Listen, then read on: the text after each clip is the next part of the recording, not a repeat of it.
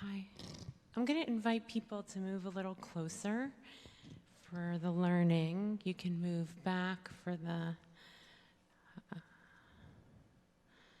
tefillah if you'd like.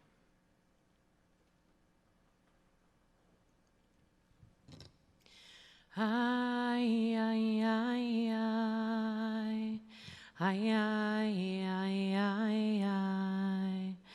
Ay, ay, ay, ay, ay, ay, ay, ay, ay, ay, ay, ay, ay, ay, ay, ay, ay, ay, ay, ay. Ay, ay, ay, ay, ay, ay, ay, ay,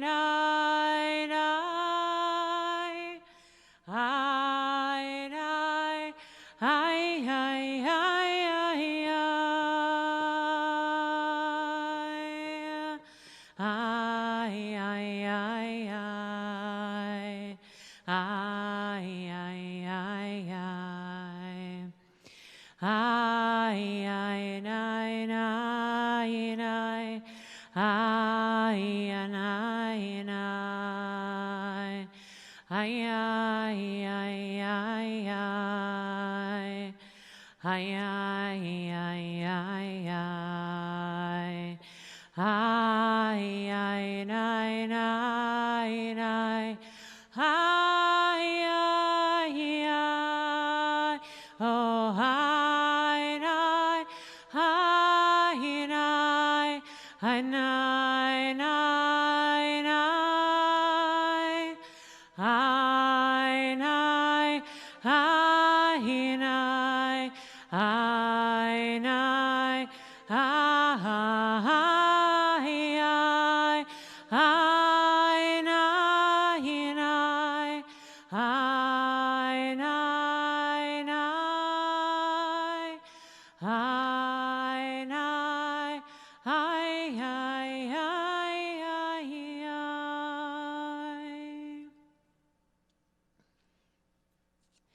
The dominant word of Tisha B'Av, and in many ways from the beginning of Rosh Chodesh Av, because it appears in the Haftarah, is Eicha, how. And the question is, how could this happen, essentially? And it's closely linked, I think, with the question why. Why do things happen? How could things happen? And we know that our tradition concentrates the intensity of the mourning in one day of the year. It makes a choice because we could live, and we, in many ways, I think, live with those questions every time we look at the paper in the morning. At least in these last number of years, it feels that way. With how could that happen? Why does this happen? But the tradition has, and part of the reason I love our tradition is because it doesn't want us to dwell exclusively in that space, and so it has to find a way to come out, to rise out of the rubble. And Minha and Tisha B'Av is the time where we make that shift. We put on Talit and Tefillin, which we'll do at 6:30. Traditionally, also the covers of the table are back on the table. A line that's been taken out of Kaddish Shalem, pleading for God to accept prayers, is inserted back in. The trope of Eicha goes away, and regular davening, the kind of drone of the davening, goes back to some normalcy, to say we can't just live in that space. And so I wanted this afternoon, in many ways also, what's interesting reflectively of time, this is probably our lowest point in terms of fasting, when people feel the lull, although on Shabbat it's when we most are settled into time, right? In the afternoon is when we feel like we're most at our Shabbatness, and at the time we might be most at our Echaness or most at our Tisha B'Avness. We start to say, hey, no longer. So I wanted to explore a number of texts this afternoon that try to shift us out of the thinking and give us different ways to rise out of the rubble. What I want to say before we begin looking at the text, for those who are on live stream or in Zoom, there should be a link to the text either in the chat or that was sent out, is that theologically some of these texts don't always jive with how we imagine God, or how things go in the world. But what I want to invite us into is all these texts were written post-destruction, right? None of the texts were written in the moment of destruction, so they're reflective texts. They're texts trying to build something out of the rubble, to say, well, there must be a way to live in the midst of destruction, in this midst of the memory of destruction. And these are different ways that the rabbis come up with, I think, in many ways, their incredible imagination and incredible will to say, we can't live in Tisha B'Av every day. We have to get up. We have to put on our talit and tefillin. We have to, and they were also, of course, constructing a whole new form of Judaism, so they too had an agenda.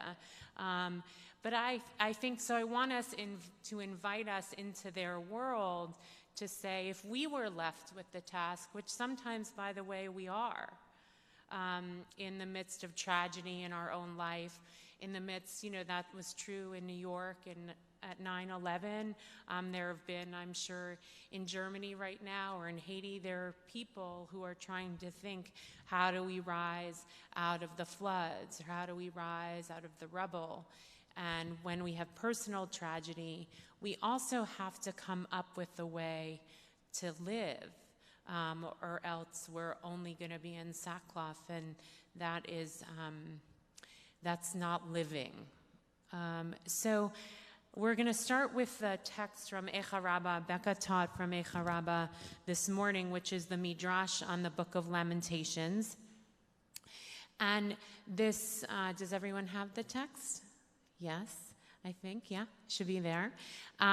This is based on a psalm, Psalm 79, which is a Mizmor L'Asaf, which is Psalm 79, which begins, a psalm of Asaph, O God, heathens have entered your domain. So this is the opening line of the Psalm of Asaph. Couple responses. Asaph is understood to be one of the guilds of musicians, either the name of the guild, the Asaphites, or there was someone named Asaph, they don't really know. And there are a number of psalms that are attributed to Asaph, and so just to explain that. The entire psalm is a psalm of the destruction of the temple, basically that image. And it begins, right, heathens have entered your domain, meaning the temple. So the Midrash says, this verse should not have said psalm. Why? Just thoughts quickly, and why should it not have said a psalm? You don't have to use the mic. Well, if people speak longer, those who are on Zoom or on live stream, I'm going to give people, Becca will give people the mic, but just quickly. Why should it not have said a psalm? Yes, a tehillah, a mizmor, or tehillah, in this case a mizmor, is a joyful song. One assumes you're going to get joy. If you open it with Mismor la'asaf, you think you're going to get a good thing. And here you get, O heathens, you have entered my temple. So there's an inconsistency in the language, and the Midrash picks up on that. It should have said something else, but rather it should have said a lament of Asaph, or a mourning song of Asaph, or an elegy of Asaph, a kin'ah, which is the keynote that we chant on Tisha B'Av. So why does it say a psalm of Asaph? Okay, so what the Midrash is kind of posing in this moment is to say, here we have this terrible thing, right, which is the destruction of the temple, of which, right, this is Echa Rabbah, so we're living in the space of Tisha B'Av, so they know we know, right? This is not a mystery. And the Midrash is saying something doesn't make sense here. We have this happy thing that we think we're going to get happiness. We get the bad thing, which is the destruction of the temple. How do you make sense of that? Because according to the rabbis, there is no inconsistency in the Torah, right? And therefore, they have to make sense of it. And you know, I think Becca pointed out this morning, once they introduce a problem, they always answer the problem, right? Because they don't want to leave us with a problem. We have enough problems, right? So this is how they respond. Now, just to think, when we hear that, and for those of us who are living inside of the tradition, when we hear there's a tension between destruction and the happiness that comes from the psalm, we hear a sense of longing for tikkun, right? Longing for healing, because we know that the destruction can't stay as the destruction and we've moved on. And for anyone, of course, who knows the history, actually all of Rabbinic Judaism was born out of that destruction in many ways, although there were obviously seeds prior. So there have been actually a lot of beautiful, powerful things that were born out of destruction, even if destruction is still true. So here is the answer that Echa Rabbah gives. Rather, it is a parable. This often happens, a mashal. It is a parable about a king. In parables, the king is always God, right? Just so we have that at the back of our head, who made a chuppah for his son, and its foundation, and its walls, and its decoration. And his son went out and did evil debauchery. Right? The king was all prepared, made this beautiful thing, this chuppah for the son, and then the son just kind of threw it all away and completely disregarded the expectations of the king and went away and did his evil. So the king went up to the chuppah and tore up the curtains and smashed the supports, and his tutor went and made a flute of the support and was playing music. So we have the scene, right? We can see the rage of the king who, and I'm sure we've all had moments in our life where we've, made a beautiful dinner, or we've set something up for someone, and then they blow it. And we feel like, I feel like there are scenes in movies like that too, where they pull the tablecloth out from under the table, and with such rage, because what all the effort and love and dedication that's gone to building this beautiful chuppah. I mean, a chuppah is no small thing. It's a wedding canopy, which is not, that the king has built for his son, and it goes away. So here we are. The tutor is playing a flute, the music, right? They said to him, "The king overturned his son's chuppah, and you are sitting playing music?" Like, again, hello, we've just had this major destruction. The king is furious The king is furious, and you're playing a flute, a mizmor, right? You're doing a song at a time when this is not that kind of song time. It would be more a time of silence. And he said to them, I am playing music because he overturned his son's chuppah and did not pour out his anger on his son.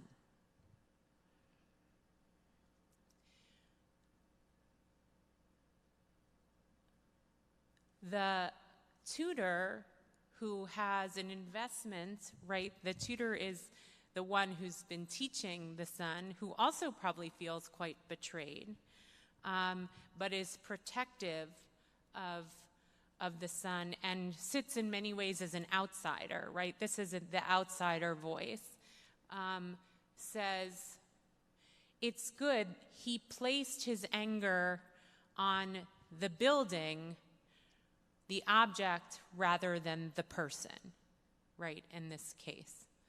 And we know where this is going, right? So let's finish, and then we'll just talk about it a little bit. So they said to Asaph, the Holy One, blessed be God, has destroyed the temple, and you are sitting here playing music? How could you do a mizmor? How could you be playing music when God has destroyed the temple? And he said to them, I am playing music because the Holy One, sorry, I didn't change I usually change it to the Holy Blessed One, poured out his anger on wood and stone and did not pour out his anger on Israel. See, it is written, he kindled a fire in Sion, which consumed its foundation. So what are we to understand about this particular, the parable in the text, is to teach us in many ways. The song comes from the place that the destruction was. By the way, if you read Eicha, it doesn't look as if the destruction is solely stones, bricks and mortar, right? There's a lot of pain of people. So I'm going to leave that question in hanging for the moment. How could they say that when there was a lot of death and destruction? So let's just hold that for a moment. But, and I want to also point out that Minha is the time actually when the fire of the temple was supposed to have started, because it kept burning through the 10th of Av. It's actually traditional not to eat meat or drink wine through the 10th of Av because the temple was still burning. So here we have this perspective of the song that is merited to play from Asaph's perspective, from the one who is a musician in the temple, or no longer, basically, right, the guild, to say there's something to sing, and the how of how do we rise up from the rubble is one version of that story is perspective, right? One version is to say it wasn't everything, and actually most of the anger was hoisted onto the building that was destroyed, not the people, right? Bnei Yisrael was not destroyed. The temple itself was destroyed. Now let's go back to that question, because anyone who knows of those scenes knows that there was plenty of death and destruction. So how do they make sense? What's the nechemta? What's the comforting aspect, or what's the teaching that's coming out of this in terms of perspective to say that the son didn't receive the anger in the same way? How can you make sense of that? Anyone? Yeah, Judy, you want to pass the mic, Becca?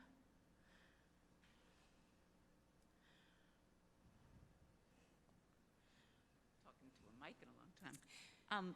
I think of two things, and one is just that while there's destruction of individual people, there is, the story comes from the effort, in exile, in the ashes and in the rubble, to sustain our sense of peoplehood and our faith as a people. And so that was both not destroyed by God, but also that we should not destroy that, but we should build in that rubble. Beautiful. So that's one. And then Was the that only other thing I was thinking is that if we think of it also as a lesson for us in our own lives, how many times, in our anger, do we lash out? And while the anger may be justified, the lashing out at people is something we want to avoid, to be able to express our anger in other ways. beautiful? So the first is actually, in many ways, you could call it a prat and klal scenario, which is the specifics of a person, right, versus the people.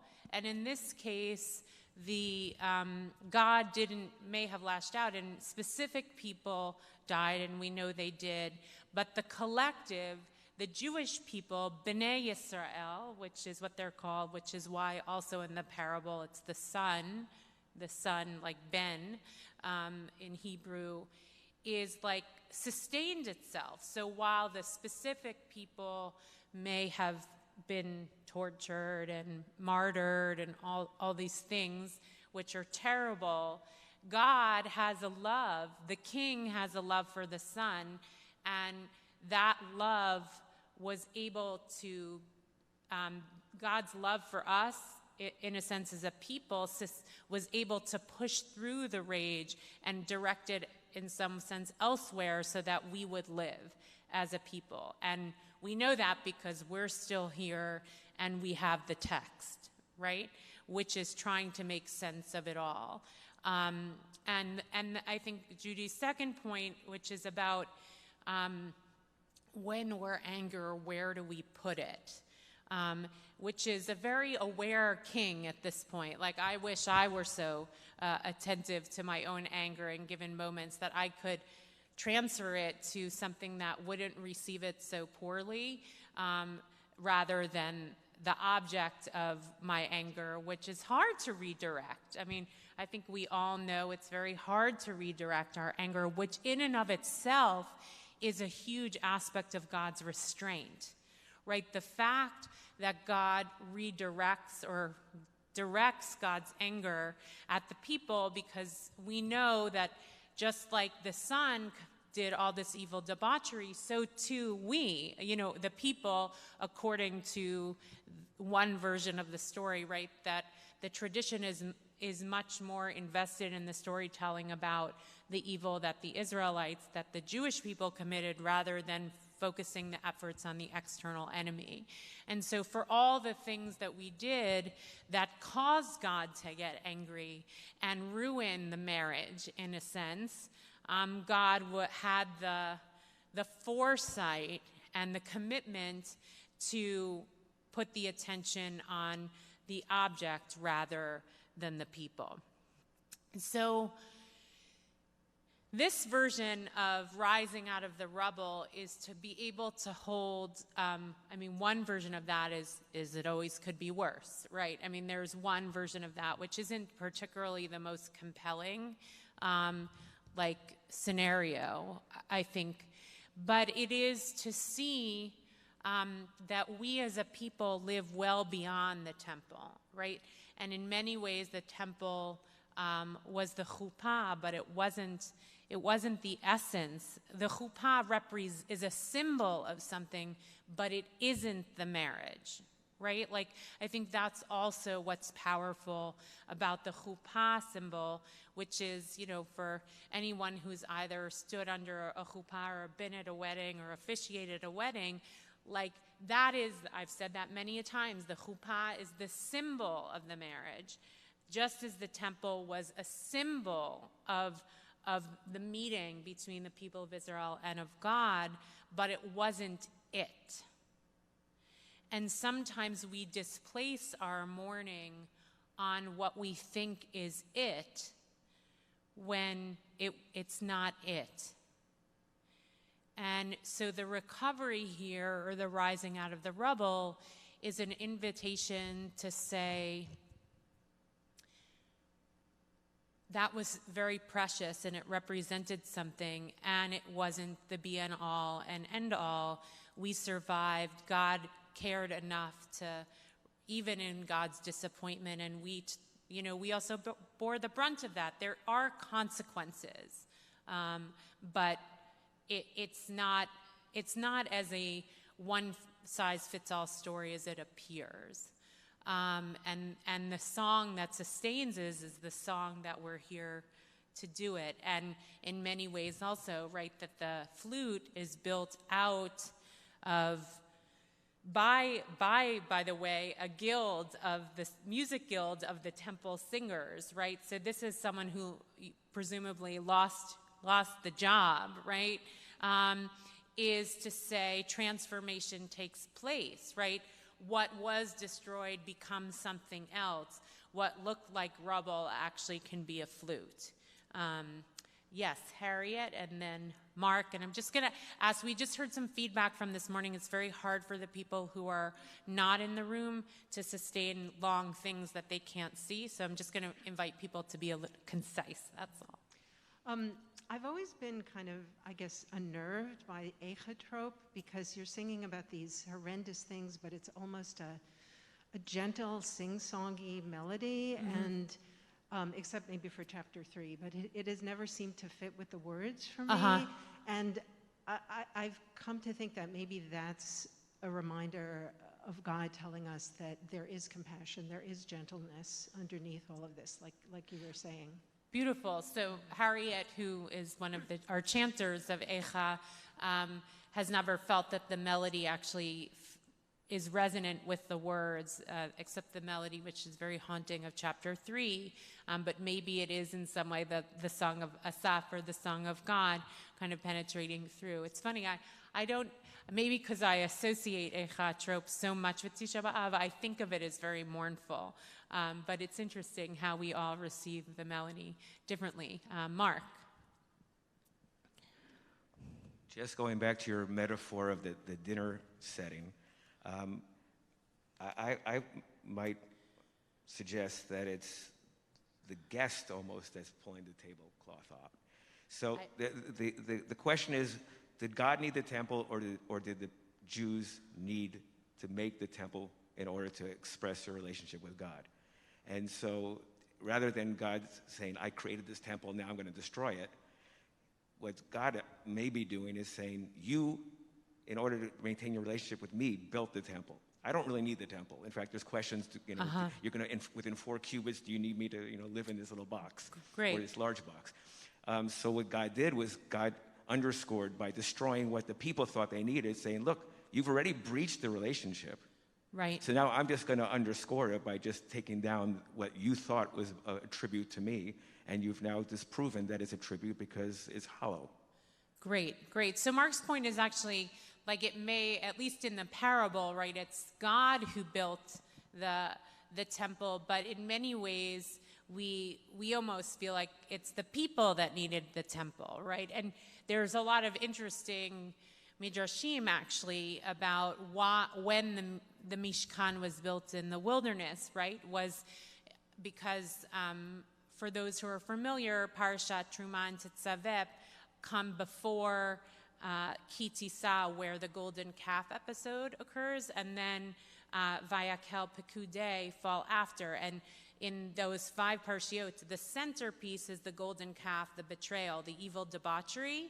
And Rashi, the mainstay commentator of our tradition, says actually the instructions, it was really all after, like that they needed a place in the betrayal to be able to come together. So it was their need to say, God is in your midst. Moshe was on the mountain getting the tablets. You didn't have faith and trust. I'm going to give you something local that will go with you, to be with you during your wilderness, so that you don't lose sight of God's presence. So it was really, in many ways, that's also the story of, in the prophets, the kings, right? Like that the people of Israel wanted a king, but there was a sense that they didn't really need a king. So this is the chance for God to show, like, hey, I didn't need this, you needed it.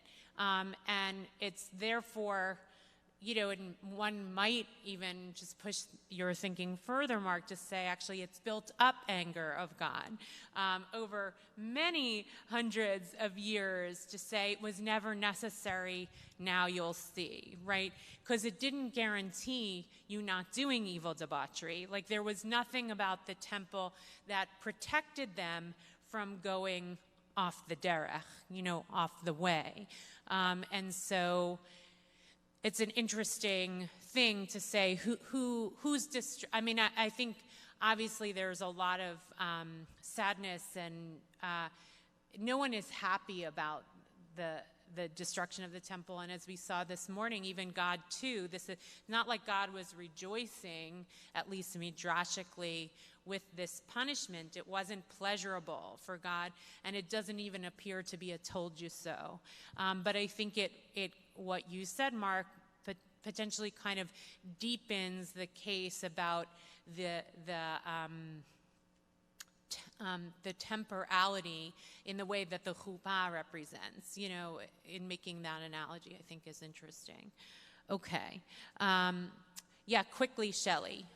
1 second, and then we're going to move on.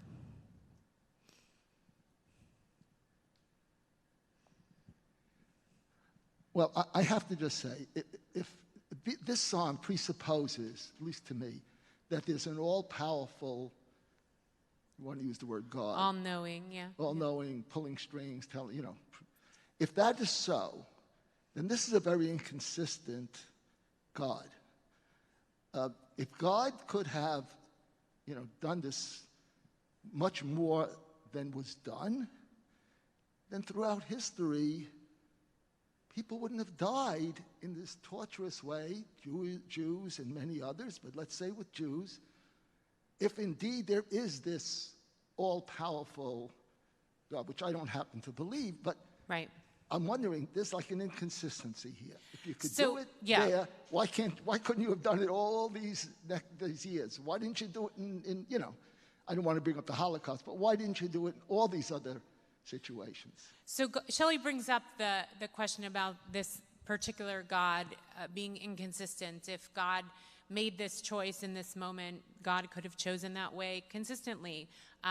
One response to that is God did, because we're still here to tell that. I mean, there's a piece of that you could write that, even for the Shoah. I mean, that the remnants of the people, Shomer Yisrael, the one who guarded Israel, and we are the remnants, and we're still here. We thought many times over the course of our history that we would not be here, and yet God took God's rage out, if that's your theology. It doesn't happen to be my theology. And I think I would say, why, in my mind, these texts aren't telling the truth.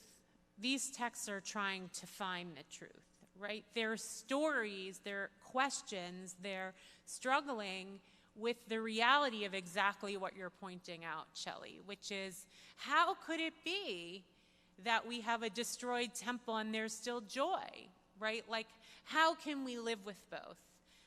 How can we have a God, I mean, this is what Becca was teaching this morning, how can we have a God that doesn't cry for God's people whom God has destroyed, or all the questions of God's emotions of it all? Do we have a God that has emotion and causes such profound destruction? And by the way, who said God did that, right? Our tradition said God did that.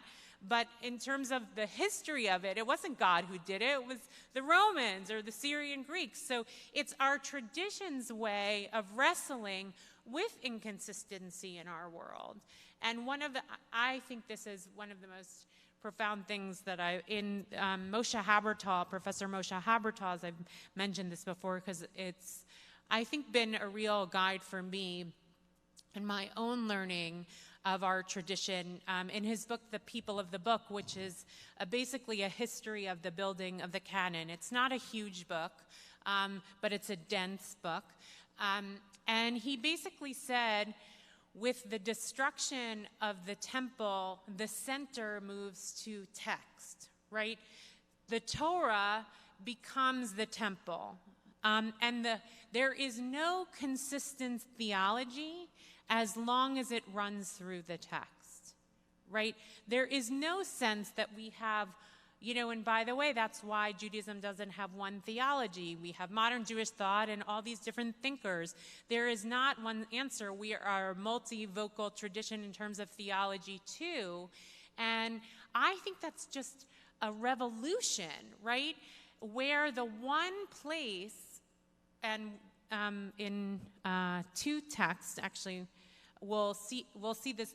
The centerpiece of where all the action occurred, once it goes away, then what? And so they have to find a way to wrestle with that. And I think what we found is that the centerpiece, we are the people of the book.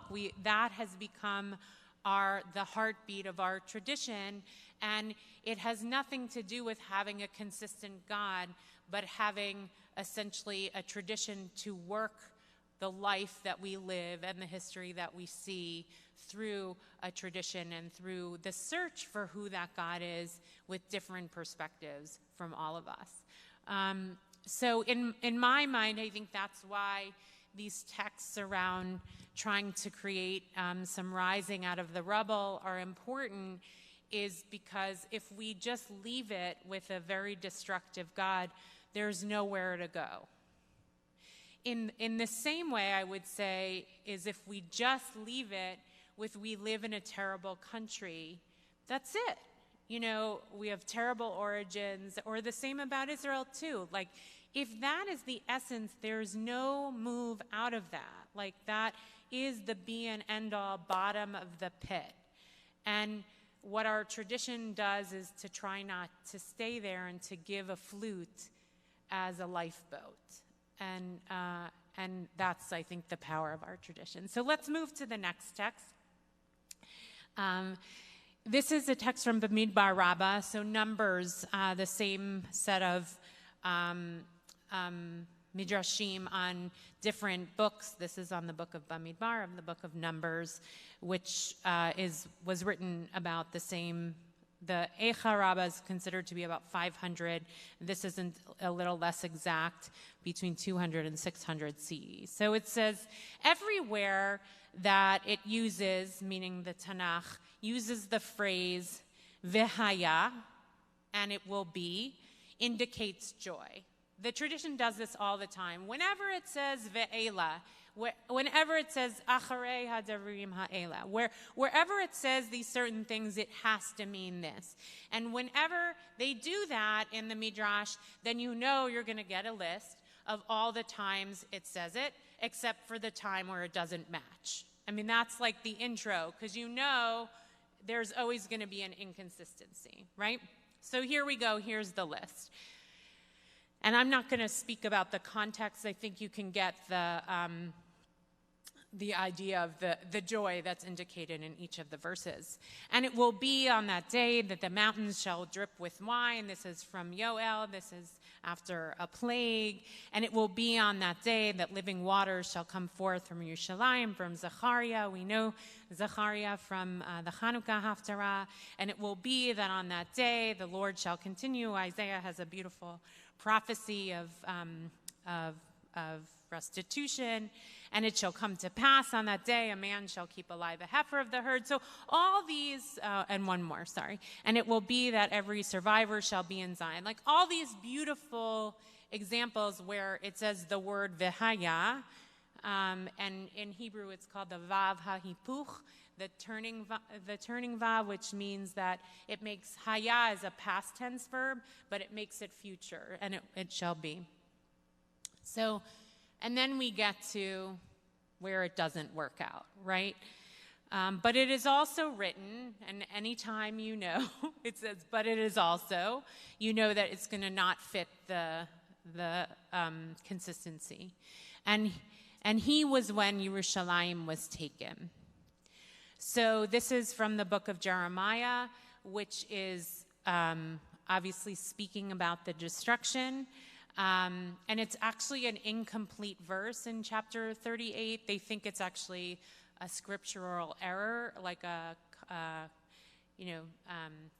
compilation error, that it belongs somewhere else. You can see in the Hebrew, V'haya ka'asher nilkada Yerushalayim.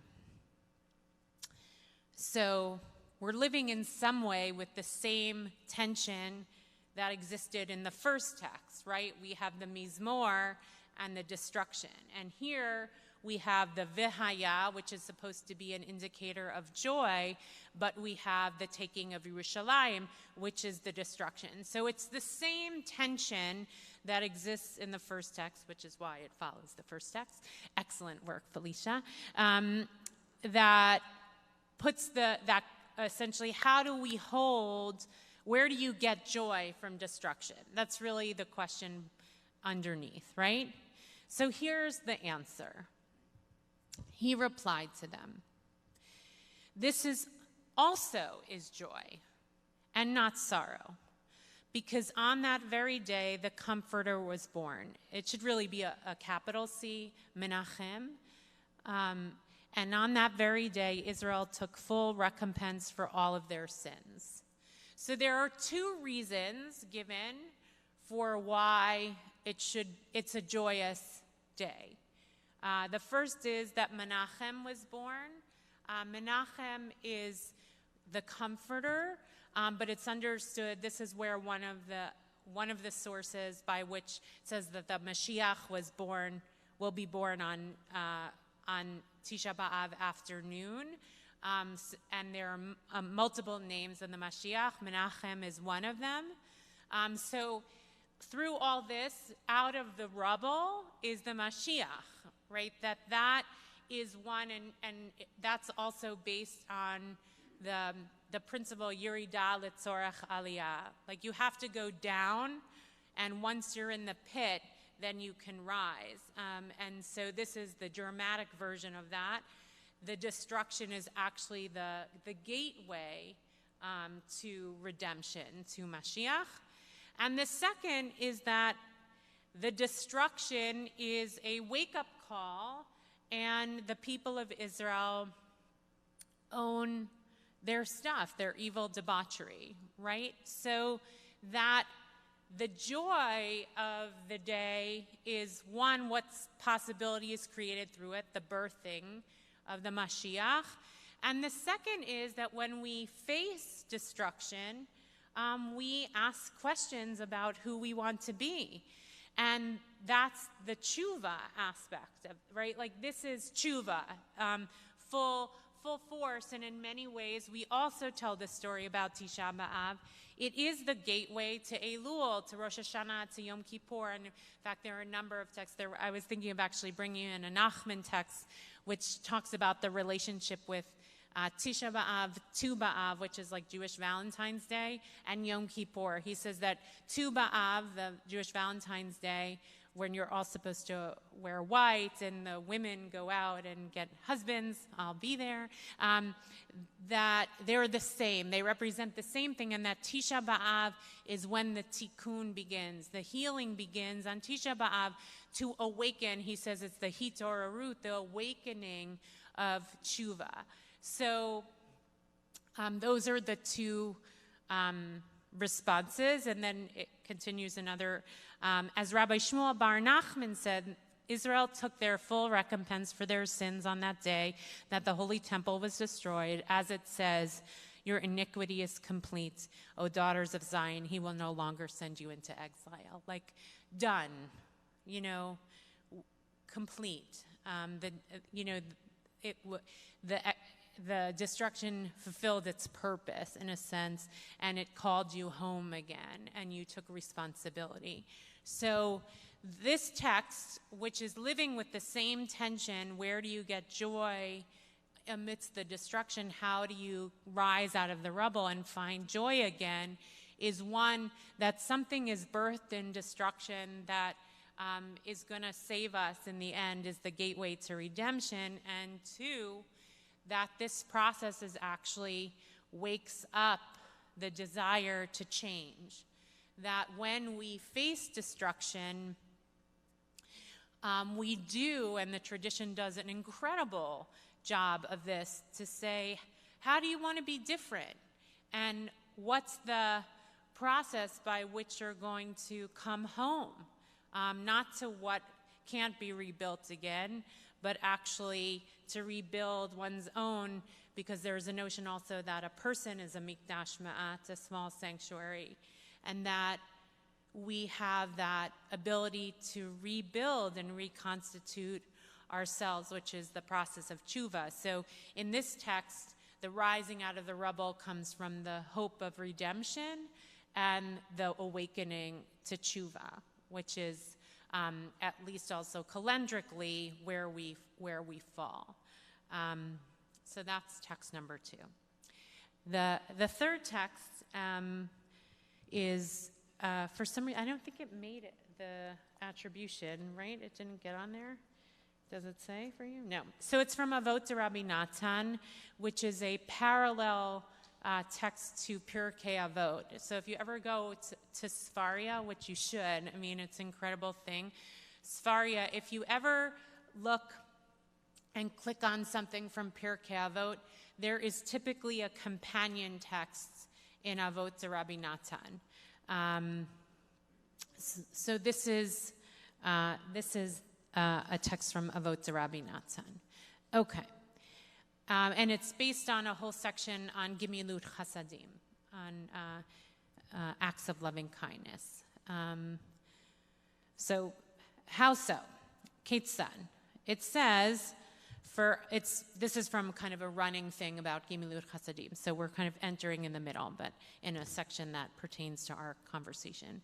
For I desire kindness, ki chesed chafatzti velo zevach, not a well-being offering. So this is a pasuk from the book of Hosea, about, this is put in the language of God, that God is the I here. Okay, so the world was created from the very beginning with kindness. Olam chesed yibaneh. Now we have a song for that too. Menachem creditor. Olam chesed yibaneh. So that's the pasuk that's being quoted too. For I have said that the world will be built on kindness and the heavens will be established on your faith. Okay, so we have these two psukim that we've been introduced to about chesed. Now we're going to enter a story. Once, Rabban Yochanan ben Zakkai. Now we know who Yochanan ben Zakkai is. He's the one that left in a coffin from the destruction to build outside of Yerushalayim. He left Yerushalayim, and Rabbi Yehoshua, who's his student, he's a student of Yochanan ben Zakkai, followed after him.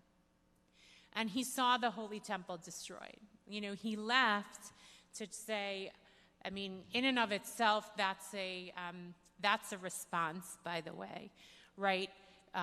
There we have the version of Mitzada, which is the martyrdom version of not rising out of the rubble, but staying in the rubble.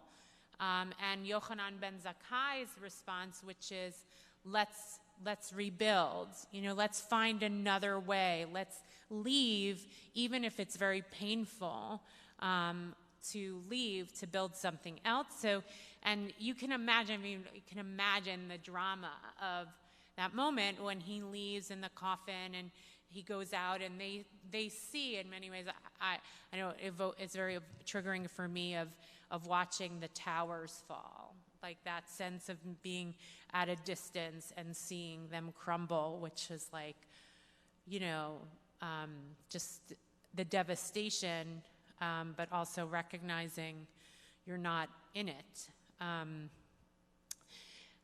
Rabbi Yehoshua said, woe to us, oy lanu, for this is destroyed, the place where all of Israel's sins are forgiven via the bringing of the sacrifices. So Rabbi Yehoshua, his student, his devastation is the fact, like, oh my gosh, the place where we know how to get forgiven, the centerpiece that when the Kohen Gadol goes in on Yom Kippur to absolve us of all our sins, or we bring our own offerings, our Asham offering, our guilt offering, the place where we get, where we make tshuva, where we get forgiven goes away, which ultimately in his mind is therefore we're never going to be forgiven again, right? Like the vehicle for that process is destroyed.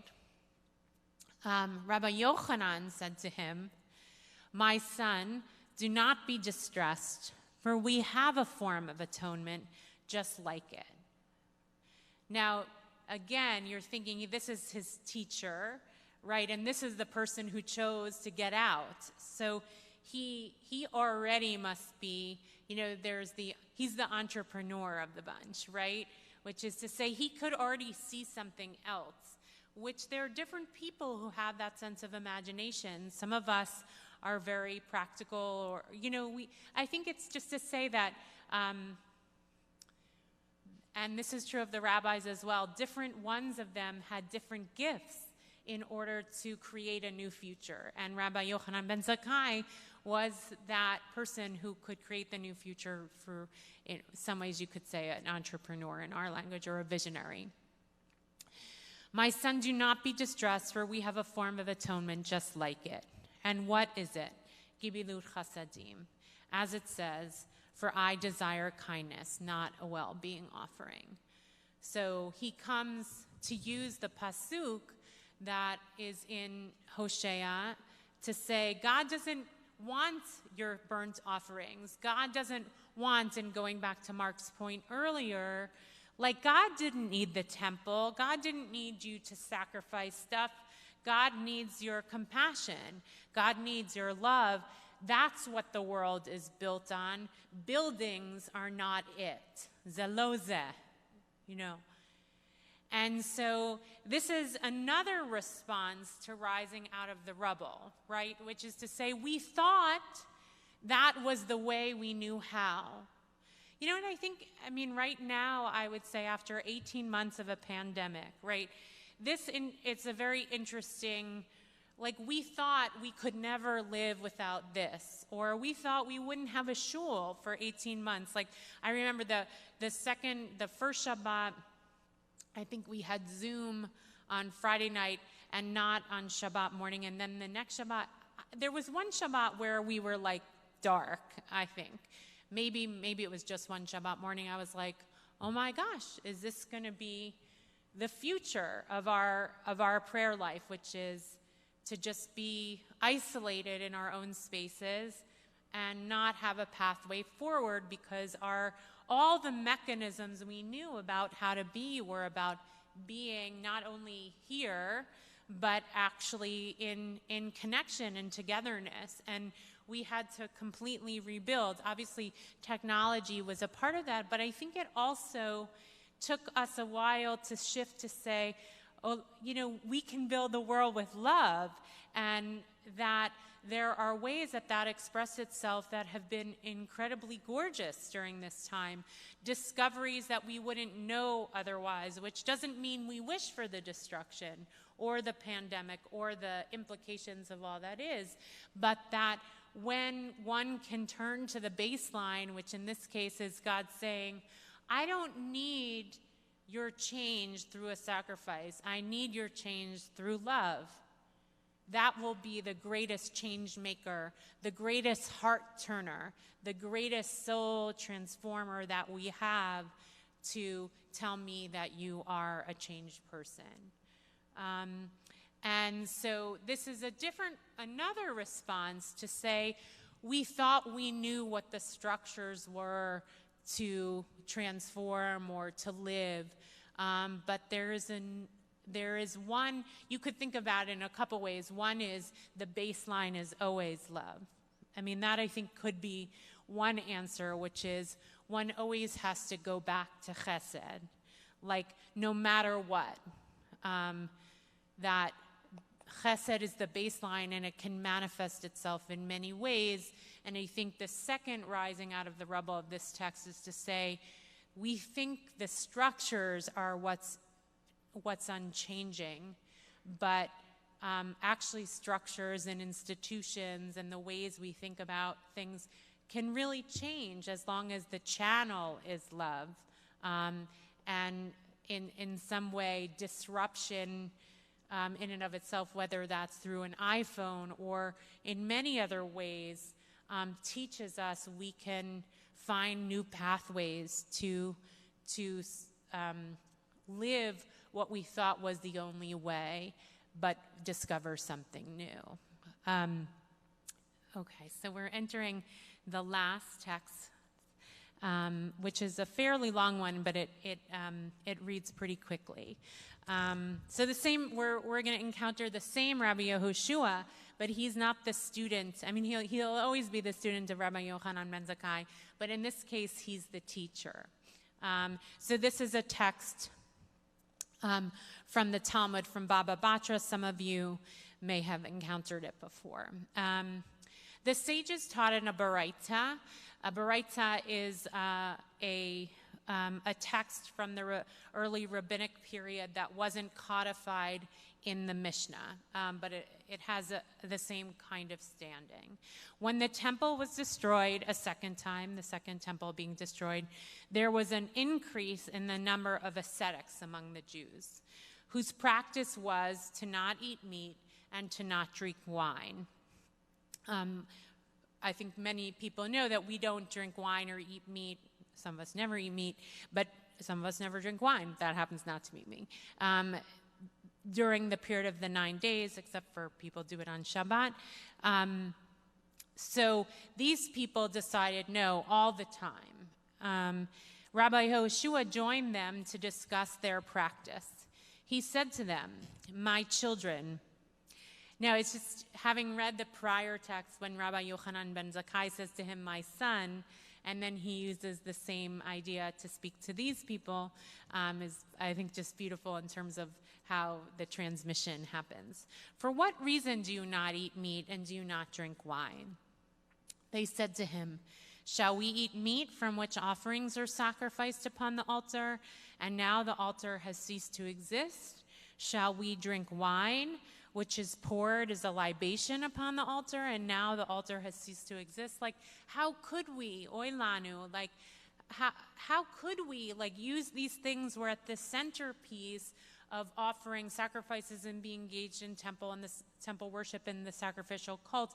It's like we can't, it's like an assault in some way on what we used to have and now we don't. And if you think about the piyut chasra, we're chaser, we're without this absence, and by using them, it's like disrespectful. It's a tircha. It's like a burden. Rabbi Yehoshua said to them, "If so, we will not eat bread either, since the meal offerings that were offered upon the altar have ceased." He said, if that's your logic, let's take it somewhere else, because there are meal offerings and they have, wheat in them. So they replied, "You are correct. It is possible to subsist with produce," meaning, okay, we'll give up that too. Like, that lives in the same category as meat and wine. He said to them, "We will not eat produce either, since the bringing of the first fruits, right, on Shavuot, the Bikurim, have ceased." They replied, "You are correct." He's very convincing, but he's not. He's doing this not to affirm them, but actually to undermine them. "We will no longer eat the produce of the 7 species from which the first fruits were bought, as it is possible to subsist with other produce." That's only the 7 species of the land of Israel. There's plenty of other stuff we can do with that. He said to them, "If so," and this is the zinger, "we will not drink water, since the water libation has ceased." That happens during Sukkot. There was a water libation festival. They were silent, as they realized they could not survive without water. Rabbi Yehoshua said to them, "My children, come, and I will tell you how we should act. So they're left with this reality, right, which is, how can we honor the pain and the destruction, the rubble that is real, while also living? You know, because what he's pushing them to see is that by being ascetics and essentially ruling out these things because we could never touch it because it was part of our former existence, you actually will die from that thinking. Literally, spiritually die, but also physically die. It's both a representation of physical and spiritual. So here comes his teaching. To not mourn at all is impossible, right? Like, this is the truth of our existence. As the decree was already issued and the temple has been destroyed, we can't do away with the mourning, and it's part of what it means to be human, be who we are. But to mourn excessively, as you are doing, is also impossible because it leads to death, spiritual death, as well as physical in this case. As the sages do not issue a decree upon the public unless a majority of the public is able to abide by it. As it is written, you are cursed with a curse, yet you rob me, even with this whole nation. So he brings this principle that nothing is ever put on the people unless the collective can follow it. And which is, you know, why there are certain things that are only for certain people to do, because the public, the general, the Amcha people, are not going to take on certain practices that are too extreme. And they get so it says in the verse from Malachi, indicating that the prophet rebukes the people for neglecting observances only if they were accepted by the whole nation. That's why the verse is a proof text, because it says even this whole nation. Okay, so then the question is, if you can't mourn excessively, but you can't not mourn at all, then what? Rabbi Yehoshua continues, rather, this is what the sages said. A person may plaster his house with plaster, but he must leave over a small amount in it without plaster to remember the destruction of the temple. This is the idea that you always leave an unfinished part of your house to mark the destruction of the temple. The Gemara interjects, and how much is a small amount? Because we're very precise people. Rav Yosef said 1 cubit by 1 cubit. Rav Chisda said this should be opposite the entrance so that it's visible to all. It shouldn't be a hidden aspect of the house. It should be visible. Rabbi Yehoshua continues.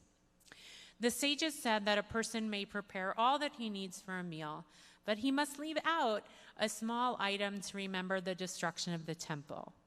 The Gemara interjects, what is this small item? Rav Papa said something akin to small fried fish. Rabbi Yehoshua continues, and you see his thinking.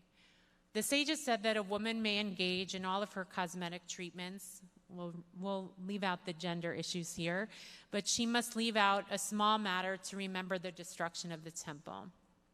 The Gemara interjects, what is this small matter? Rav said she does not remove hair from the place on the temple from which woman would have removed hair. The source for these practices is a verse, as it said, and we know this verse, Im eshkachech Yerushalayim tishkach yemini, tedabek lishoni lechiki. If I forget you, Yerushalayim, let my right hand forget its cunning, let my tongue cleave to the roof of my mouth. If I remember you not, if I set not Yerushalayim above my highest joy.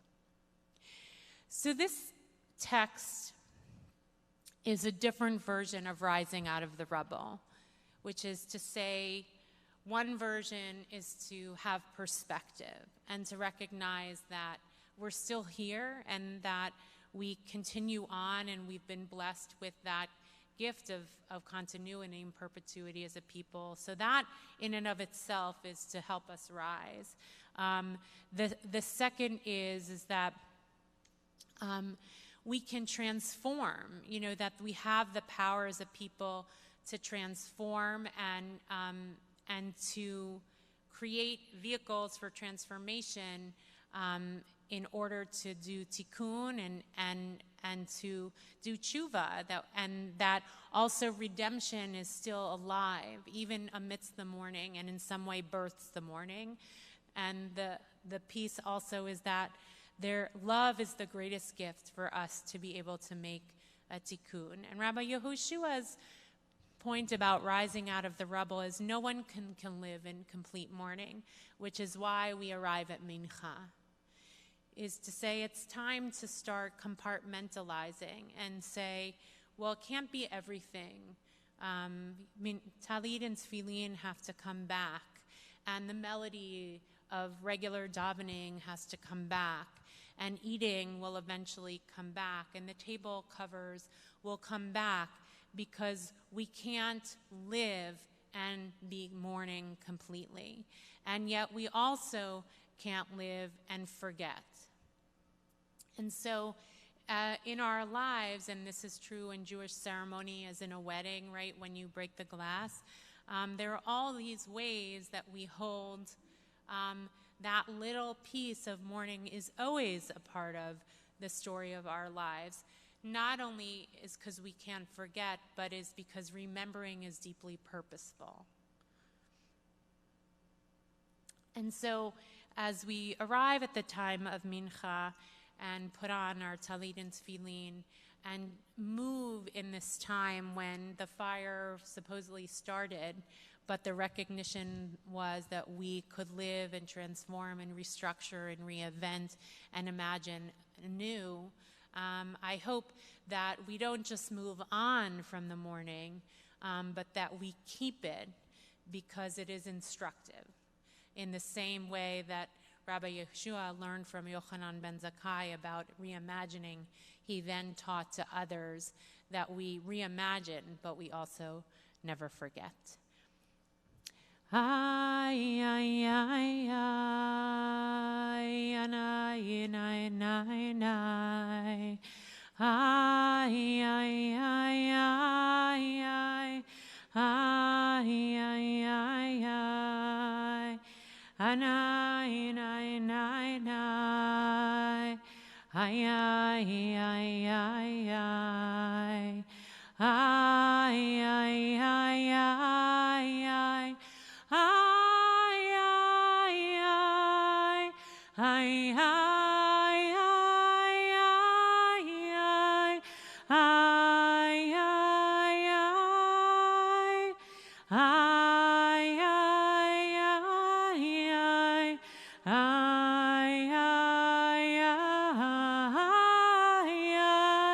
Ay, ay, ay. Ay, nay, nay. Ay, ay, ay, ay, ay, ay. So we'll begin Mincha in about 7 minutes, so people have time to put on talit and tefillin, and we'll join together again.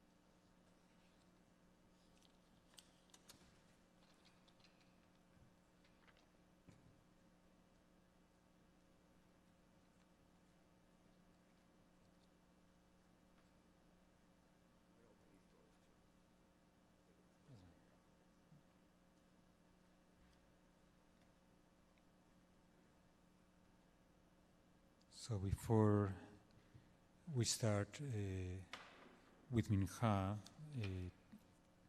we'll do the Psalm for Sunday, which we did not do this morning.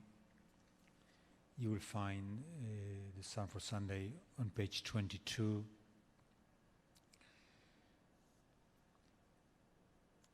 היום יום ראשון בשבת, שבו היו הלוויים אומרים בבית המקדש, לדוד מזמור, לאדוני הארץ ומלואה, תבל ויוש והבה, כי הוא על ימים יסדה, ועל נהרות יכונניה, מי יעלה בהר אדוני, ומי יקום במקום קודשו נקי כפיים ובר לבב, אשר נשא לשווא נפשי ולא נשבע למרמה. יישא ברכה מאת אדוני וצדקה מאלוהי, אישו זה דור דורשיו מבקשי פניך, יעקב סלה.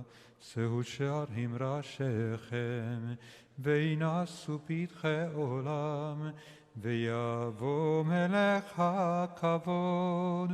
מי זה מלך הכבוד? אדוני עזוז וגיבור, אדוני גיבור מלחמה.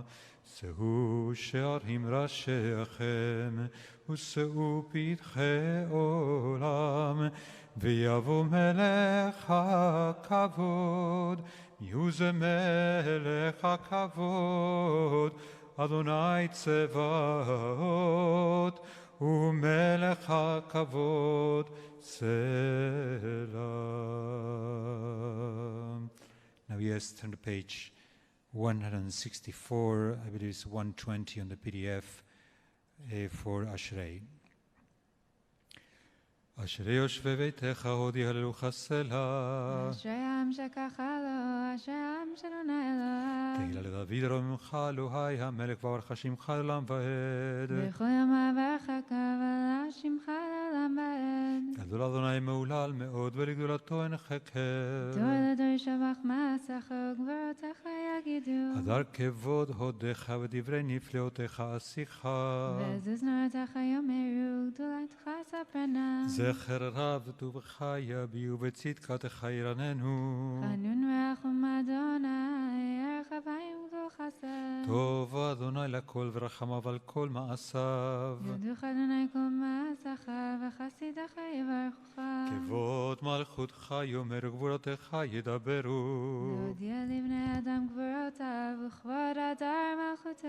מלכותך מלכות כל עולמים וממשלתך בכל דור ודור. שמח אדוני לכל הנופלים וזוקף לכל הכיפופים. לכל אליך יסברו ואתה נותן להם את אוכלם בעיתו. פותח את ידך ומשפיע לכל רצון. צדיק אדוני בכל דרכיו וחסיד בכל מעשיו. קרוב אדוני לכל קרב לכל אשר יקראו באמת. רצון יראיו יעשה ואת שבתם ישמע ויושיעם.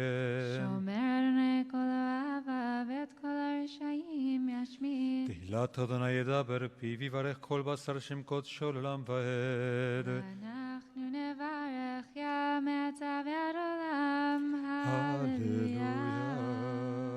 Please rise for חצי קדיש. יתגדל ויתקדש מרבה, ועלמה דברה קילותה וימליך מלכותה בחייכונו ומכונו בכל בית ישראל, בעגלה ובזמן קריב אמרו אמן. יהא שמרבה מברך לעולם ולעלמיה. יתברך וישתבח ויתפאר ויתרומם ויתנשא ויתהדר ויתעלה ויתהלל שמי קודשה בריחוהו, לאלה מן כל ברכתה ושירתה תושבחתה ונחמתה תמידם בעלמה. ואמרו אמן. We turn now to page 138 for the Torah service, as we're going to be reading Torah and Haftarah this afternoon, the traditional reading for a fast day.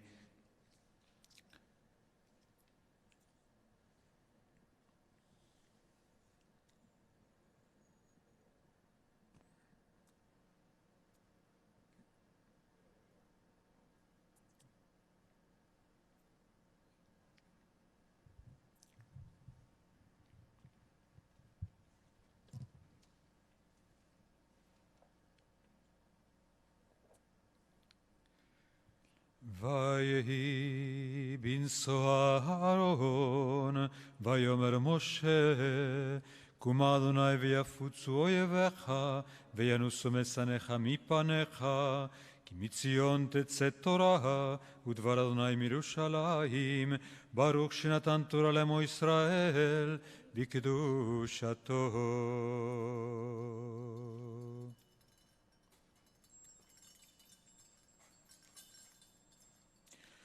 גדלו לאדוני איתי, ונרומם השמו יחדיו.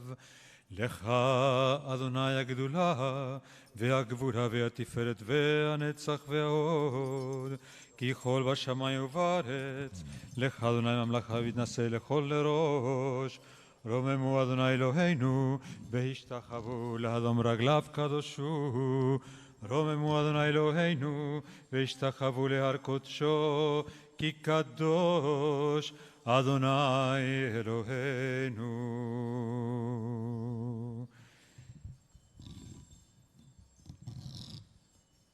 כי מציון תצא תורה, ודבר אדוני מירושלים.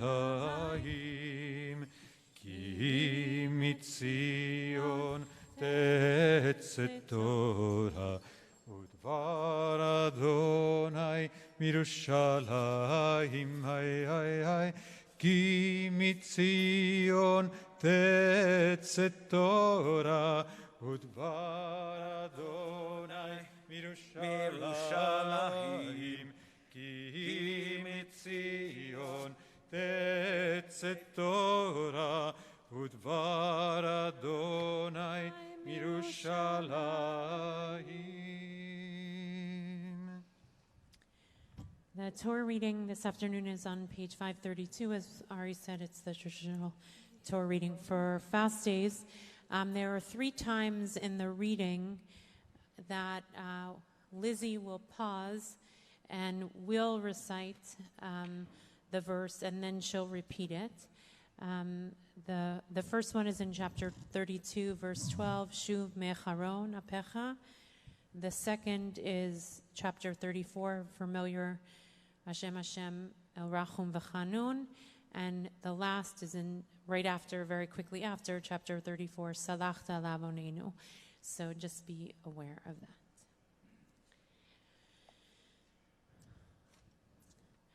ותגלה ותראה מלכותו עלינו בזמן קרוב, ואחרון פליטתנו ופליטת עמו בית ישראל, לכנו לחסד רחמים ולרצון ונאמר אמן.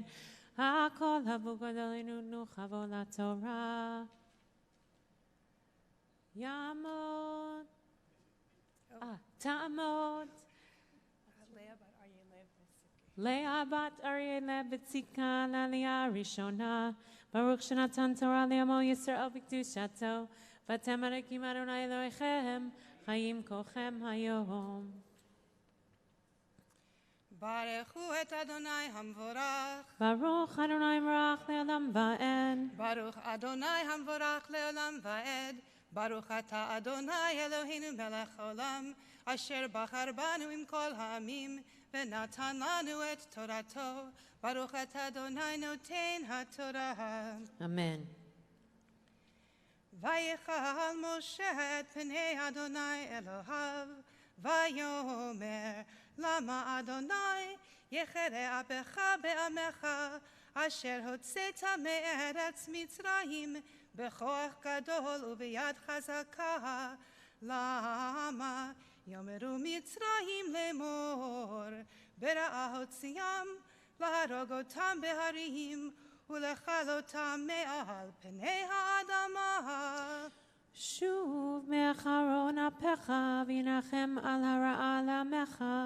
שוב מאחרון אפיך, וינחם על הרעה לעמך. זכור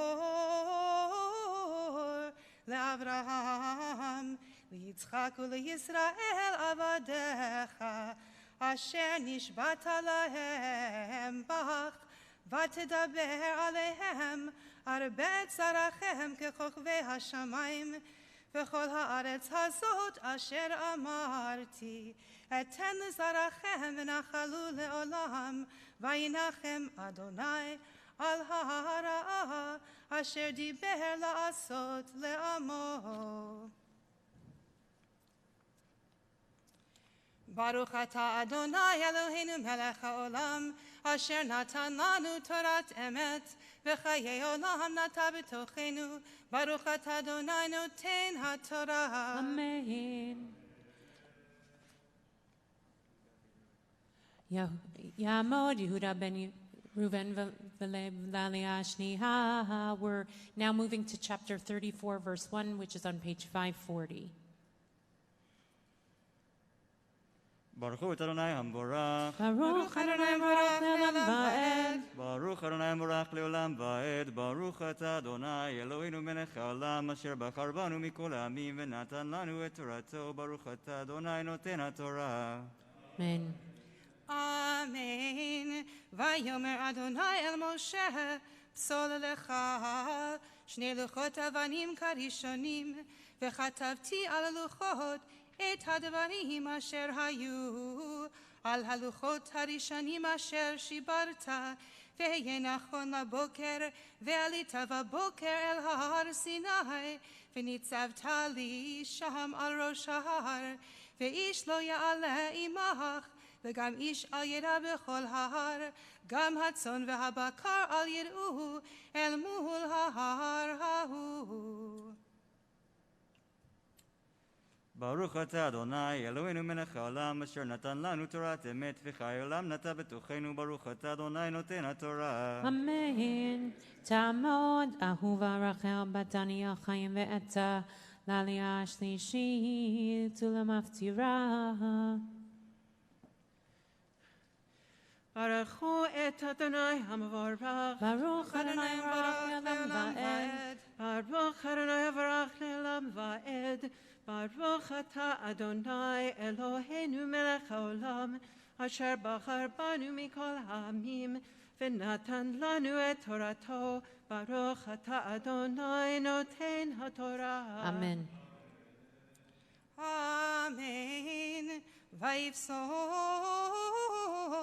שני לוחות אבנים כראשונים, וישכם משה בבוקר, ויעל אל הר סיני, כאשר ציווה אדוני אותו, ויקח בידו שני לוחות אבנים, וירד אדוני בענן, ויתייצב עמו שם, ויקרא בשם אדוני, ויעבור אדוני על פניו, ויקרא Adonai, Adonai, El Rachum V'Chanun, Erech Apayim, Rav Chesed Ve'emet, Notzer Chesed Lalafim, Noseh Avon V'Fesha V'Chata V'Nakeh Lo.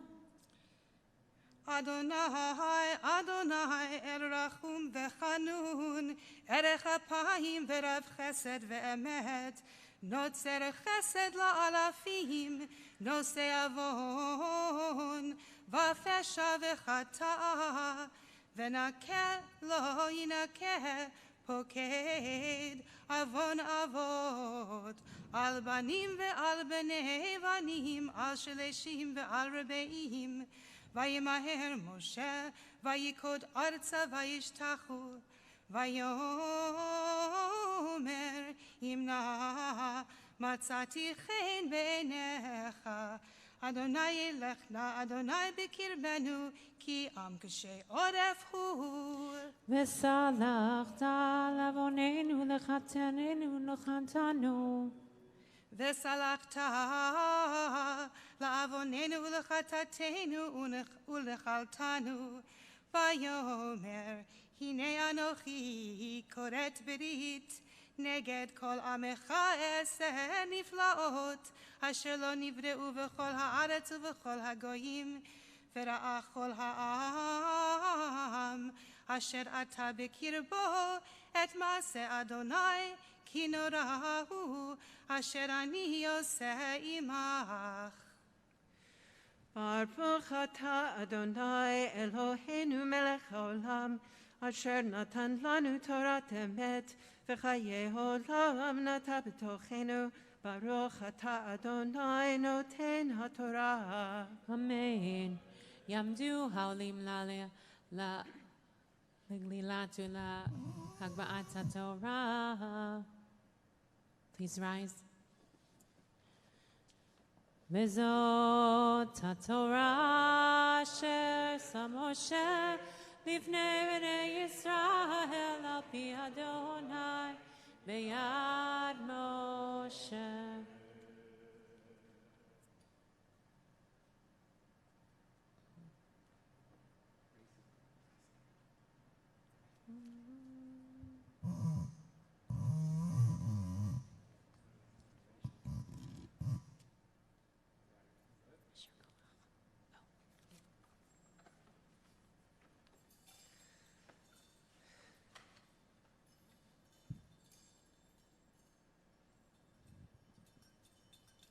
Ay, ay, ay, ay, ay, ay, ay, ay, ay, ay, ay, ay, ay, ay, ay, ay, ay,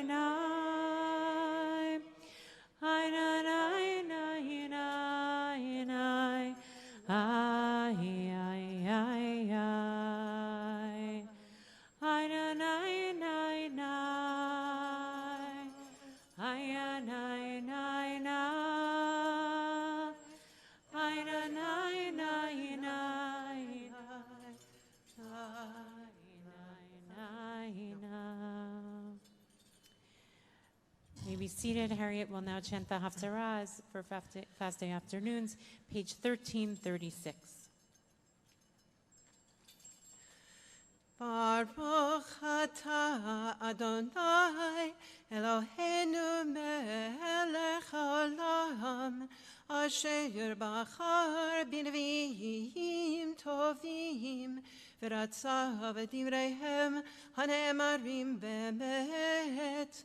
Baruch atah Adonai Habocher b'Torah ובמשה עבדו ובישראל עמו ובנביאי האמת והצדק. דרשו אדוני בהימצאו קראו בהיותו קרוב. יעזוב רשע דרכו ואיש אבן מחשבותיו. וישוב אל אדוני וירחמהו ואל אלוהינו כי ירבה לסלוח. כי לא מחשבותי מחשבותיכם ולא דרכיכם דרכי נאום אדוני. כי גבהו שמים וארץ כן גבהו דרכי מדרכיכם ומחשבותי ממחשבותיכם. כי כאשר ירד הגשם והשלג מן השמיים ושמה לא ישוב. כי אם רבה את הארץ והולידה והצמיחה ונתן זרע לזורע ולחם לאוכל. כן יהיה דברי אשר יצא מפי לא ישוב אלי ריקם. כי אם עשה את אשר חפצתי והצליח אשר שלחתיו. כי בשמחה תצאו ובשלום תובלון, ההרים והגבעות יצאו לפניכם רינה, וכל עצי השדה עמך כף. תחת הנעצוץ יעלה וראש, ותחת הסרפד יעלה הדס. והיה לאדוני לשם, לאות עולם לא יכרית. כה אמר אדוני, שמרו משפט ועשו צדקה, כן קרובה ישועתי לבוא, וצדקתי לגלות. אשרי אנוש יעשה זאת, ובן אדם יחזיק בה. שומר שבת מחללו, ושומר ידו מעשות כל רע. ואל יאמר בן הנכר, הנלווה לאדוני לאמור, הבדל יבדילני אדוני מעל עמו. ואל יאמר הזריז, הן אני עץ יבש, כי כה אמר אדוני, לזריזים אשר ישמרו את שבתותי, ובחרו באשר חפצתי, ומחזיקים בבריתי. ונתתי להם בביתי ובחומותי יד ושם, טוב מבנים ומבנות. שם עולם אתן לו אשר לא יכרית, ובני הנכר הנלווים לאדוני לשרתו, ולאהבה את שם אדוני, להיות לו לעבדים. כל שומר שבת מחללו, ומחזיקים בבריתי. והביא אותים אל הר קודשי,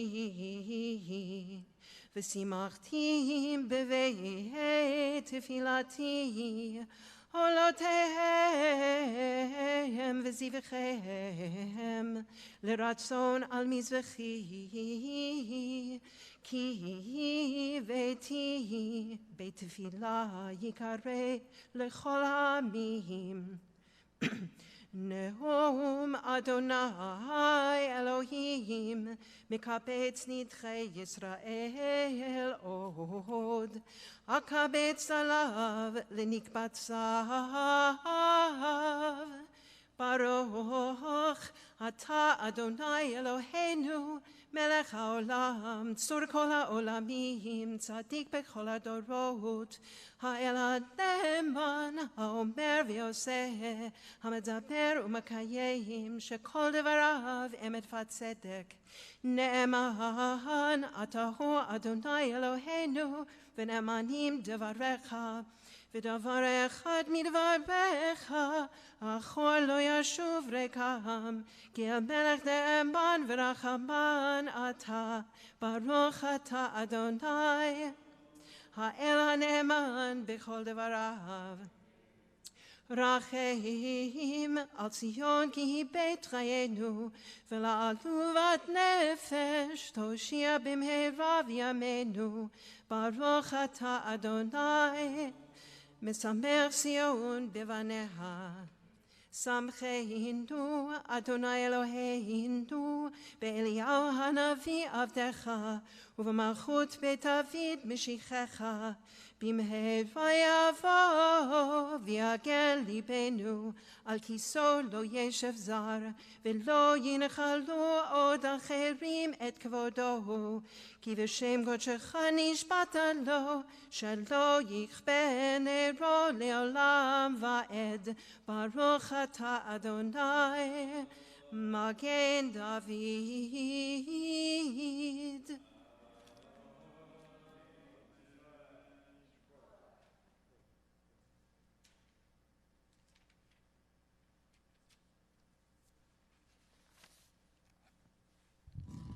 Please rise as we return the Torah back into the Ark. Page 148 or page 150 in some of the Sidurim.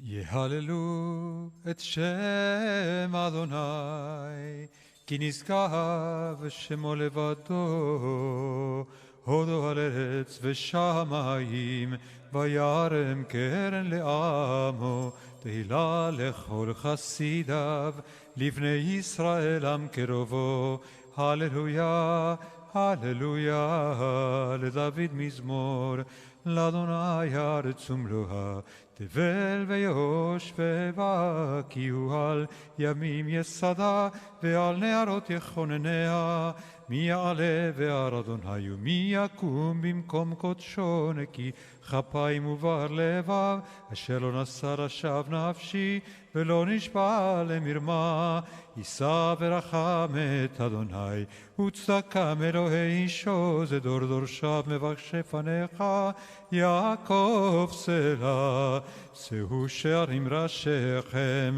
וינשאו פתחי עולם, ויבוא מלך הכבוד. מי זה מלך הכבוד? אדוני עזוז וגיבור, אדוני גיבור מלחמה. שאו שערים ראשיכם, ושאו פתחי עולם, ויבוא מלך הכבוד. מיהו זה מלך הכבוד? אדוני צבאות, ומלך הכבוד סלע. ובנוחו יאמר שובה אדוני רוד.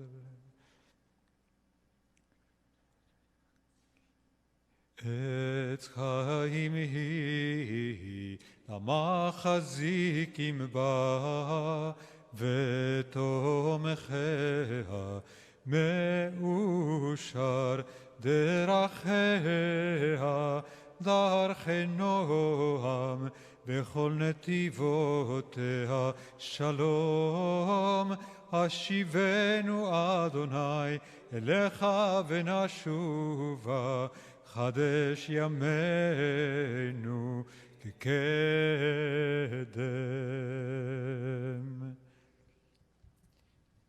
We remain standing and we turn back, turn forward to page 166 for the Chatzi Kaddish, which will be followed by the Amidah. We'll do a full repetition, so we'll start the Amidah on the following page silently, and then after that we'll do a full repetition. In the first time around, when you do it on your own, there's a section for the fast day that takes place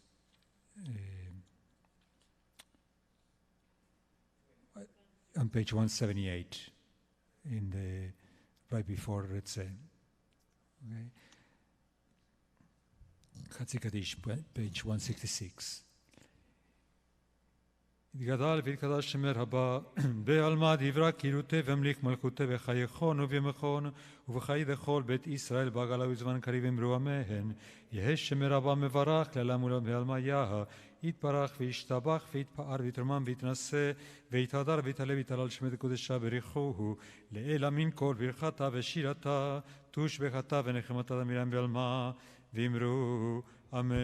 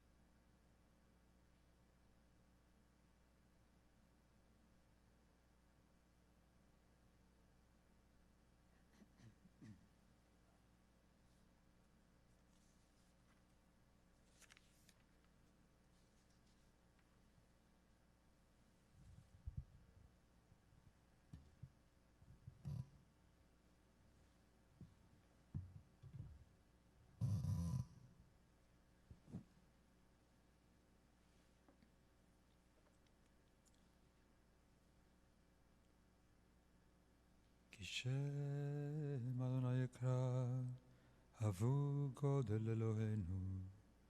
אדוני שפתי תפתח, ופי יגיד תהילתך. ברוך אתה אדוני, אלוהינו ואלוהי אבותינו ואמותינו, אלוהי אברהם, אלוהי יצחק ואלוהי יעקב, אלוהי שרה, אלוהי רבקה, אלוהי רחל ואלוהי לאה, האל הגדול הגיבור והנורא, אל עליון גומל חסדים טובים וקונה הכל, וזוכר חסדי אבות ואימהות ומביא גואל לבני בניהם למען שמו ואהבה, מלך עוזר ופוקד ומושיע ומגן. ברוך אתה אדוני, מגן אברהם ופוקד שרה. אתה גיבור לעולם אדוני, מקיים את אימת הרב להושיע, מוריד הטל, מכלכל חיים בחסד, מחיים מתים ברחמים רבים, סומך נופלים ורופא חולים ומטיל אסורים, ומקיים אמונתו לישני עפר. מי כמוך בעל גבורות ומדומה לך, מלך ממית ומחיים מצמיח ישועה, ונאמן אתה לחיות מתים. ברוך אתה אדוני, מחיי המתים. נקדש את שמך בעולם, כשם שמקדישים אותו בשם הרום, ככתוב על יד נביאך, וקרא זה אל זה ואמר. נקדש את שמך בעולם, כשם שמקדישים אותו בשמי מרום, ככתוב על יד נביאך, וקרא זה אל זה ואמר. קדוש, קדוש, קדוש, אדוני צבאות, מלוך כל הארץ כבודו. קדוש, קדוש, קדוש, אדוני צבאות, מלוך כל הארץ כבודו, לעומתם ברוך יאמרו. ברוך כבוד אדוני ממקומו. ברוך כבוד אדוני ממקומו, ובדברי קודשך כתוב לאמור. ימלוך אדוני לעולם, אלוהי ציון לדור ודור, הללויה. ימלוך אדוני לעולם, אלוהיך ציון לדור ודור, הללויה. לדור ודור נגיד גודלך, לנצח נצחים קדושתך נקדיש, ושבחך אלוהינו מפינו לא ימוש לעולם ועד, כי אל מלך גדול וקדוש אתה. ברוך אתה אדוני, האל הקדוש, אתה חונן לאדם דעת, ומלמד לנוש בינה, חונן עמיתך בינה והשכל. ברוך אתה אדוני, חונן הדעת, השיבנו אבינו לתורתך, וקרבנו מלכנו לעבודתך, והחזירנו בתשובה שלמה לפניך. ברוך אתה אדוני הרוצה בתשובה, סלח לנו אבינו כי חטאנו, מחלנו מלכנו כי פשענו, כי מוחל בסולח אתה. ברוך אתה אדוני, חנום אמר ולסלוח, רנה בעוניינו, וריבה ריבנו גאלנו מהרה למען שמך, כי גואל חזק אתה. ברוך אתה אדוני, גואל ישראל. עננו אדוני עננו ביום צום תעניתנו, כי בצרה גדולה אנחנו. אל תפן אל רישנו ואל תסתר פניך ממנו, ואל תתעלם מתחינתנו. היה נא קרוב לשוותנו, יהי נא חסדך לנחמנו. טרם נקרא אליך עננו כדבר שנאמר, והיה טרם נקרא ובאני אענה עוד. הם מדברים ואני אשמע, כי אתה אדוני העונה בעת צרה, פודה ומציל בכל עת צרה בצוקה. ברוך אתה אדוני העונה בעת צרה. רפאנו אדוני ונרפא, הושיענו ונבשע, כי תהילתנו אתה, והעלה רפואה שלמה לכל מכותינו, כי אל מלך רופא נאמן ורחמן אתה. ברוך אתה אדוני רופא חולי עמו ישראל. ברך עלינו אדוני אלוהינו את השנה הזאת ואת כל מיני תבואתה לטובה ותן ברכה על פני האדמה, וסבינו מטובה, וברך שנתנו כשנים הטובות. ברוך אתה אדוני מברך השנים. תקע ושופר גדול לחירותנו, וסנס לקבץ גלויותינו וקבצנו ביחד מארבע כנפות הארץ. ברוך אתה אדוני מקבץ נידחי עמו ישראל. השיבה שופטנו כבראשונה, ויועצנו כבתחילה, ויסר ממנו יגון ונחה ומלוך עלינו אתה אדוני לבדך בחסד וברחמים, וצדקנו במשפט. ברוך אתה אדוני מלך אוהב צדקה ומשפט. ולמלשינים אל תהי תקווה, וכל הרשע כרגע תאבד, וכל אויביך מהרה יכרתו, והזדים מהרה תיכרו, תשבר ותמגר ותכניע במהרה בימינו. ברוך אתה אדוני שומר אויבים ומכניע זדים על הצדיקים ועל החסידים, ועל זקני עמך בית ישראל, ועל פלטת סופריהם בגרי הצדק ועלינו.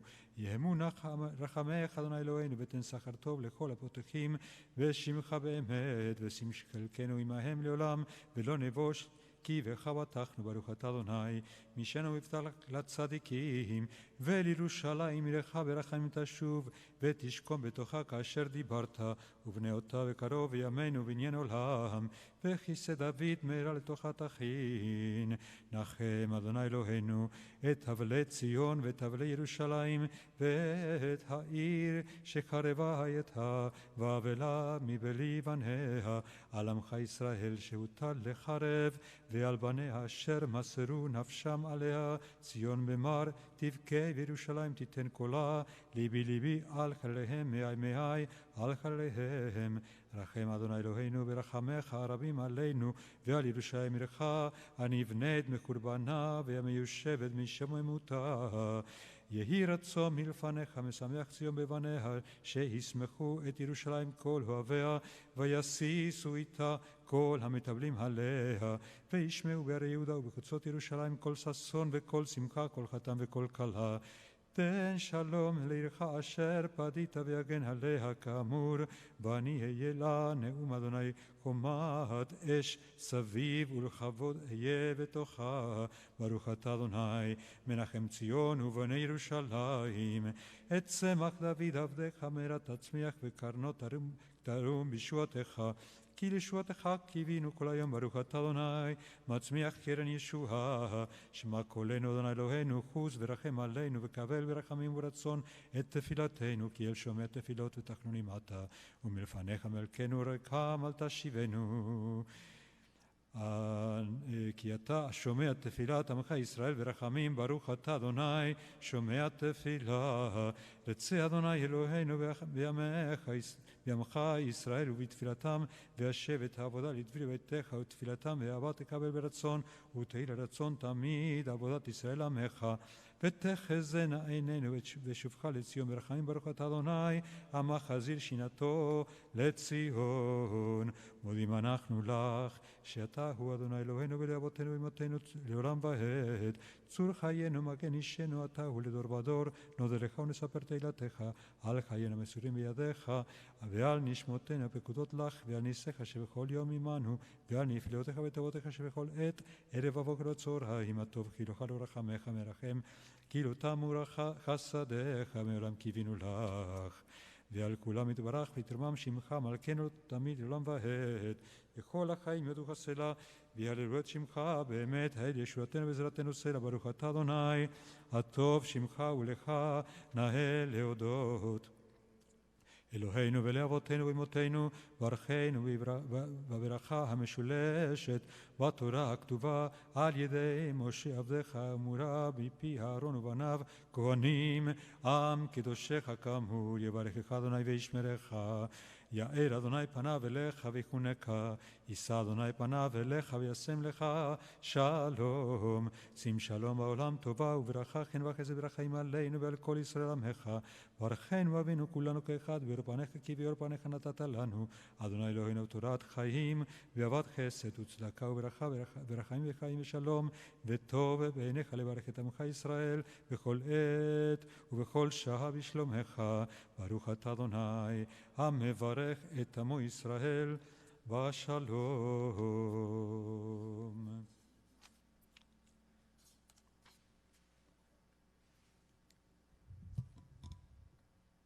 Remain standing as we turn now to Kaddish Shalem on page 194.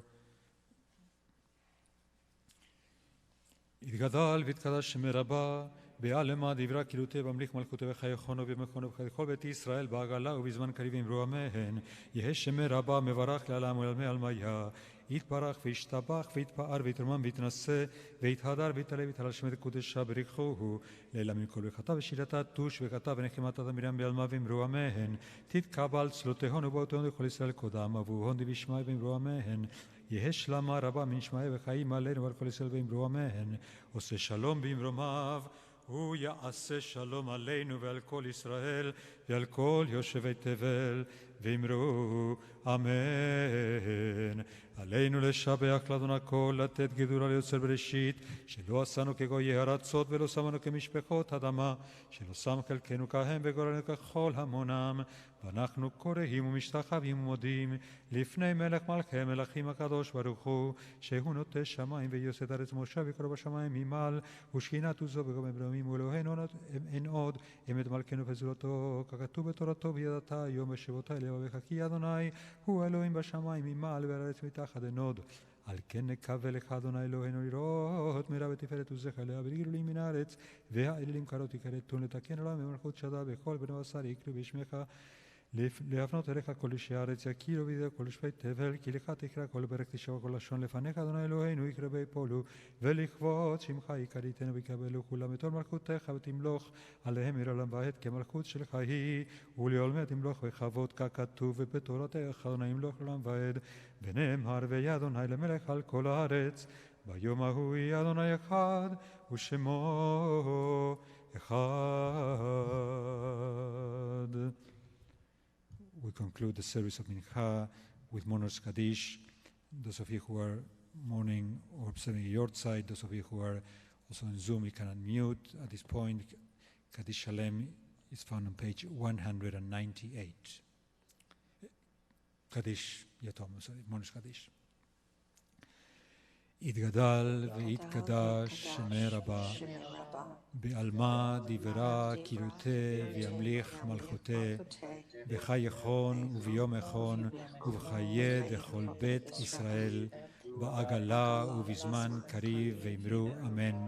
יהא שמי רבה מברך לעלם ולעלמי עלמיה, יתברך וישתבח ויתפאר ויתרומם ויתנשא ויתהדר ויתעלה ויתהלל שמי קודשה בריחו לאלה מן כל ברכתה ושירתה תוש בחתה ונחמתה דאמירן בעלמה ואמרו אמן. יהא שלמה רבה מן שמיה וחיים עלינו ועל כל ישראל ואמרו אמן. עושה שלום במרומיו ויעשה שלום עלינו ועל כל ישראל ועל כל יושבי תבל ואמרו אמן. Tonight's services will be at 9:05. I believe that that's the time more or less when the fast ends. So those of you who are going to be joining us, sorry, 8:50? 8:56. So you have 5 minutes to eat some grapes. Okay, so we have different opinions, but it should be... Okay. So you can... Yes. So have an easy fast for the rest couple of hours, and we'll see you at Arvit at 9:05 with Avdallah.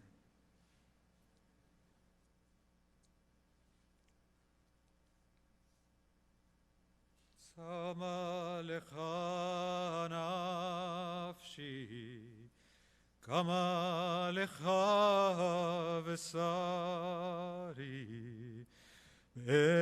Eretzia ve'ayef ve'limahim. Ay, ay, ay, ay, ay, ay, ay, ay, ay, ay, ay. Ay, ay, ay, ay, ay, ay, yarai, ay, ay, ay, ay, ay, ay, ay, ay, ay, ay, ay, ay, ay, ay, yarai, ay, ken vakodesh חזיתיך לראות עוזך וכבודך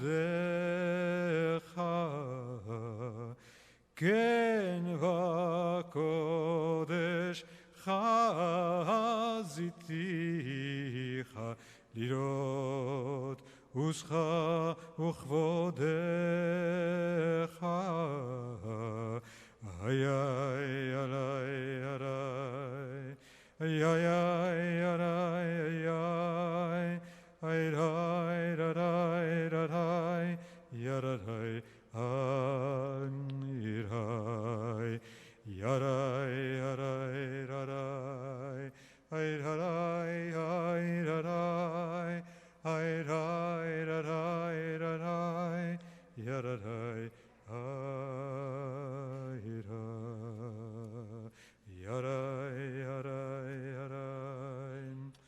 Ay, rai, arai, rarai, ay, rai.